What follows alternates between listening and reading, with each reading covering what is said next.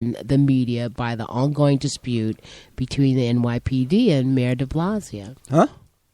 They're saying that they would rather talk about the dispute between Mayor de Blasio and the NYPD rather than to talk about the protests that have continued to happen. Okay, let's see if we can get this audio up. Terrorism. The FBI defines it as the unlawful use of force or violence against persons or property to intimidate or coerce a government, the civilian population, or any segment thereof in furtherance of political or social objectives. And while the FBI goes on to clarify that reference to individual members of any political, ethnic, or religious group does not imply that all members of that group are terrorists, and that terrorists represent a small minority in any large social context, Elizabeth Plank points out in a piece for Mike.com, if you ask most people, the term conjures up one image: brown people with beards and bombs. That dichotomy between what terrorism is and what we perceive it to be came into stark relief this week, when within 24 hours of one another, a bomb went off outside a building in Colorado Springs housing the local NAACP chapter, and two men stormed the offices of Charlie Hebdo, a satirical magazine in Paris, and proceeded to massacre a dozen people. On my Twitter feed and across social media, many people were outraged that the two stories weren't both being labeled terrorism, one foreign, one domestic. As Ebony.com editor Jamila Lemieux pointed out some doubt in a tweet, today's news will assert that a crazy white outlier attempted to bomb an NAACP office and that Islam carried out a terror attack in Paris. Do we as a society and in the media have a working definition of terrorism that makes sense? In the Paris incident, people died. The motive seemed clearly political and intended to intimidate people based on speech. In Denver, the facts are still murky. The FBI is investigating the bombing as a possible hate crime or potential domestic terrorism, but possible is still the operative word. We don't know who the balding white male potential person of interest is or what his motives were. But the bombing brings to mind a chilling past in which NAACP offices in the South were frequently the targets of threats or actual violence, including bombings. Incidents that by any rational definition of the word were domestic terrorism, right? Most people agree that the bombing of the Alfred P. Murrah building in Oklahoma City by Timothy McVeigh and his crew in 1995 was domestic terrorism. The target was a government building which happened to house a daycare center, but federal nonetheless. But what about the mass shooting that injured Gabby Giffords 4 years ago today? Giffords was a sitting congresswoman at the time, so should that attack have been labeled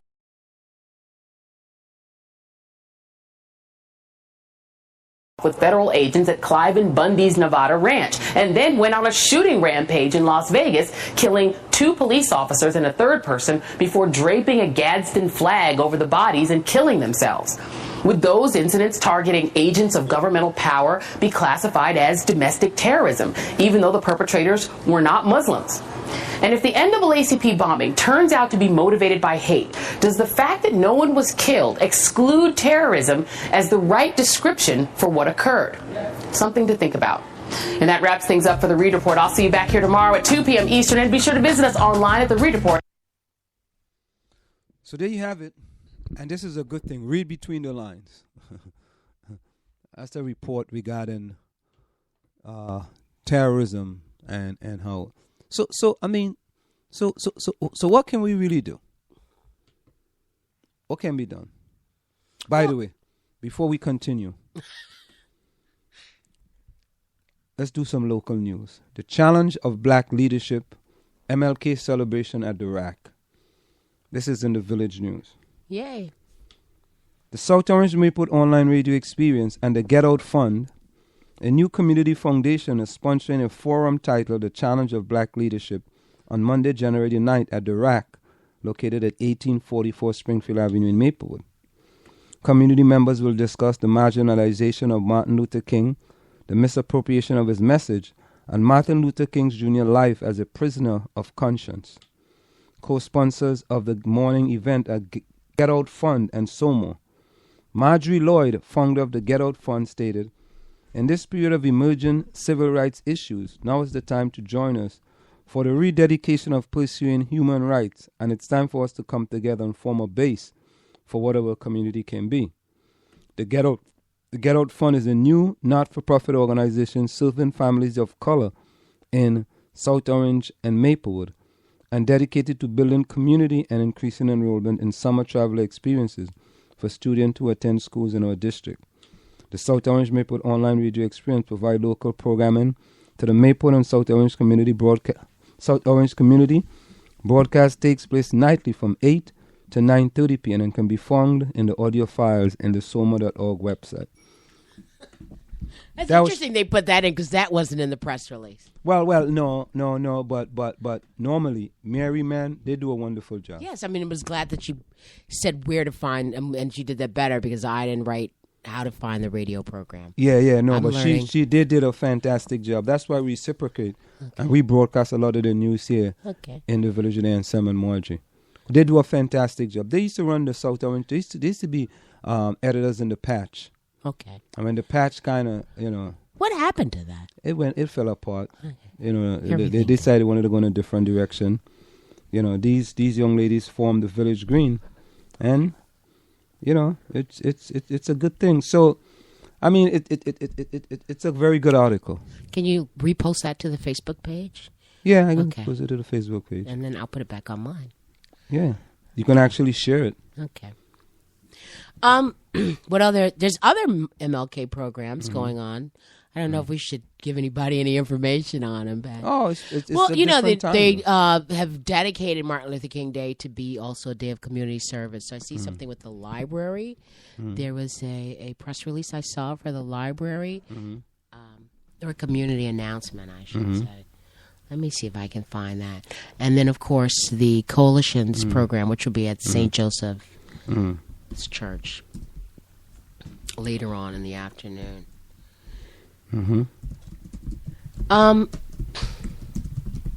There's a lot of questions hanging out here. Now, I just want to stay with the local stuff for a minute. About media coverage and terrorism and freedom of speech and what that means. This is the Village Green. So we have South Orange Library hosts MLK Day of Service youth program. South Orange Public Library will host 2 events to commemorate Martin Luther King. One is the Local History Project. Do you have South Orange family photos, groups of friends, family and neighbors, community groups, South Orange postcards? You can scan a copy of the library and yourself and bring the photos here. I don't know what that has to do with Martin Luther King Day. I'm trying to figure that one out. Here it is. The first day of service, Local History Project on Monday, when the library will open to volunteers for local history projects. If you have any of this, blah, blah, blah. No expertise required if you don't have photos to scan their old documents to transcribe historic items which need identification, said teen librarian Keisha Miller. The South Orange Public Library will continue to honor Dr. King's legacy and rising stars, celebrating our youth on January 24th. From 2 to 4 p.m. The event will highlight variations of the arts featuring teens in and around the South Orange community. Here is the schedule: the 2 o'clock prelude, Genesis Youth Choir at 2:30, at 3:30 a dance ensemble from the Maria Pradika, I don't know how to say that, Priadka School of Dance, and refreshments will be served. Let's see, what else do we have going on in our lovely community? Do you like jazz, Ansem? It's funny you say that. Last night, our good friend from Trinidad, Marvin, this kid is intelligent, man. Well, of course he is. But he wanted a Pavarotti Figaro. No. Excuse me. That's opera. My mistake. I was like, wait a minute. My mistake in your era. Figaro. That. Yeah. Okay. Yeah, but he wanted me to play Pavarotti Figaro. Yeah, Pavarotti Figaro. I'm like, So did you play it? Yeah, I played it. And then he wanted me to play. He said, I'll play some opera. he likes Luciano Pavarotti. But you know, I'm well traveled and well rehearsed. You know what I mean? So I played Ave Maria by Pavarotti. And then he sent me and told me he likes Figaro. So I played Figaro. He was like, oh man, I can't believe you played that. But here is an 18, 19-year-old kid. Well, he told you to, though. He Yeah. asked, that was his request. Yeah. He's, Marvin, you're requesting music now. Go Yeah, ahead. man. He's like, you know. And you know what? So what we're going to do, that's another special we're going to start in addition to the riddle. No one ever answered the riddle. Guess we forgot it ourselves. What goes down but can never come back up? The temperature. No. The sun. No. No. Leaves. Something that goes down but that can never come back up. What's the answer to the riddle? I don't like hanging on like that. You don't like hanging up? You don't like that? I'm not. No, the anticipation stuff doesn't work with me. You know, I'm doing something. Will you just tell me what goes down and doesn't Yeah, come but back? but I just want to ask you a question. I'm doing something in my organizational behavioral class regarding critical thinking. Right? There's a project, and it involves. They have to come up with a project as far as critical thinking is concerned, and they have to make a presentation. Right? They have to be creative, and they have to think critically. So I was giving him an example of critical thinking. How do you put a giraffe in how do you put a giraffe in a refrigerator? I don't think you can. You don't think you can? No. If it's a toy, perhaps. You mean a real live giraffe? Yeah. How do you put a giraffe in a refrigerator? Cut them up, freeze them, have giraffe meat. What do you know? But I think a giraffe is way too big to fit into the refrigerators that we know. Oh my God! You didn't expect that as the answer? That is so funny. You are really goofy. You just see him. God, I need to copy tape this. That's why. That's how you put a cow in the refrigerator.